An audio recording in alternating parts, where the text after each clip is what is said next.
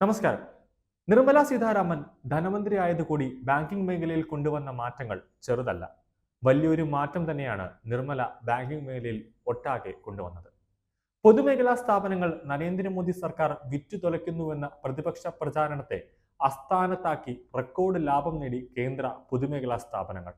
ഇപ്പോൾ റെക്കോർഡ് വർധനവാണ് രേഖപ്പെടുത്തുന്നത്. എക്കാലത്തെയും റെക്കോർഡാണ് ഇക്കഴിഞ്ഞ സാമ്പത്തിക വർഷത്തിൽ ലാഭം കിട്ടിയിരിക്കുന്നത്. 5 ലക്ഷം കോടി രൂപയാണ് ലാഭമായി പൊതുമേഖലാ ബാങ്കുകൾക്ക് കിട്ടിയത്. 67,000 കോടി രൂപയുമായി സ്റ്റേറ്റ് ബാങ്ക് ഓഫ് ഇന്ത്യയാണ് ഇതിൽ ഒന്നാം സ്ഥാനത്ത് എത്തി നിൽക്കുന്നത്. 49,221 കോടി രൂപയുമായി ONGC തൊട്ടു പിന്നാലെ തന്നെ ഉണ്ട്. Indian oil corporation, LIC, call India തുടങ്ങിയ കമ്പനികൾ ആദ്യ 5 സ്ഥാനത്ത് തന്നെ നിലയുറപ്പിച്ചിട്ടുണ്ട്. 2021 മാർച്ചിലെ കണക്കനുസരിച്ച് രാജ്യത്ത് 255 കേന്ദ്ര പൊതുമേഖലാ കമ്പനികൾ പ്രവർത്തിക്കുന്നുണ്ട്.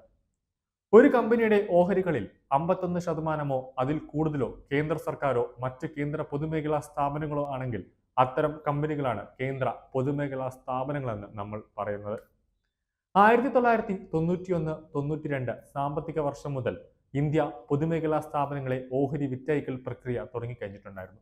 സ്വാതന്ത്ര്യാനന്തരം പൊതുമേഖലയാണ് രാജ്യത്തിന്റെ വളർച്ചയുടെ എഞ്ചിനായി കരുതപ്പെടുന്നതെങ്കിലും കാലക്രമേണ പൊതുമേഖലയുടെ കാര്യക്ഷമത കുറയ്ക്കുകയും സ്വകാര്യ നിക്ഷേപത്തിന്റെ ഗുണഫലങ്ങൾ കൂടിയതോടുകൂടിയാണ് രാജ്യം ഓഹരി വിറ്റയക്കൽ ആരംഭിച്ചത്. സർക്കാരിന്റെ സാമ്പത്തിക ബാധ്യതകൾ കുറയ്ക്കാനും ക്ഷേമ പദ്ധതികൾക്കായി കൂടുതൽ പണം കണ്ടെത്താനും കമ്പനികളുടെ കാര്യക്ഷമതയും ഉൽപാദനക്ഷമതയും വർദ്ധിപ്പിക്കാനും നിക്ഷേപങ്ങൾ ആകർഷിക്കാനും തൊഴിലില്ലായ്മ കുറയ്ക്കാനും ഓഹരി വിറ്റയക്കൽ കൊണ്ട് സാധിച്ചു എന്നതിന് എടുത്തു പറയേണ്ട കാര്യമാണ്. കോൺഗ്രസ് സർക്കാരാണ് ഇത് തുടങ്ങി വച്ചതെങ്കിലും BJP സർക്കാരുകളാണ് ഇത് കാര്യക്ഷമമായി നടപ്പിലാക്കിയതും മുന്നോട്ട് കൊണ്ടുപോയതും. ഈ തന്ത്രപരമായ വിൽപ്പനയെയാണ് വിറ്റ് തുലയ്ക്കുന്നു എന്ന് പ്രതിപക്ഷം ആരോപിക്കുന്നത്. എന്നാൽ ഓഹരി വിൽപ്പന പൊതുമേഖലയെ നശിപ്പിക്കുകയല്ല, മറിച്ച് ശക്തിപ്പെടുത്തുകയാണ് ചെയ്തതെന്ന് പുതിയ ലാഭക്കണക്കുകൾ തന്നെ തെളിയിക്കുന്നുണ്ട്.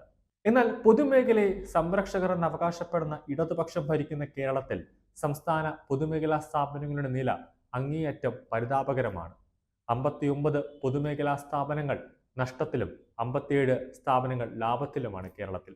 59 കമ്പനികളുടെ നഷ്ടം 5,700 കോടിയാണ്. ലാഭമാകട്ടെ വെറും 889 കോടി രൂപ മാത്രം. 4,811 കോടി രൂപയാണ് അവർക്ക് നഷ്ടമായി കിട്ടിയിരിക്കുന്നത് 2022-23 കണക്ക് നോക്കുമ്പോൾ. സഹകരണ മേഖല മൊത്തത്തിൽ കള്ളപ്പണത്തിന്റെയും അതുപോലെ തന്നെ ഇടതുപക്ഷ സർക്കാരിന്റെ കൈകളിലായതുകൊണ്ട് തന്നെ അവിടെ ഇപ്പോൾ EDയുടെ റെയ്ഡും EDയുടെ അന്വേഷണവും നടന്നുകൊണ്ടിരിക്കുകയാണ്. മൊത്തത്തിൽ EDയുടെ കൺട്രോൾ, അതായത് EDയുടെ റഡാറിലാണ് സഹകരണ മേഖല കേരളത്തിൽ.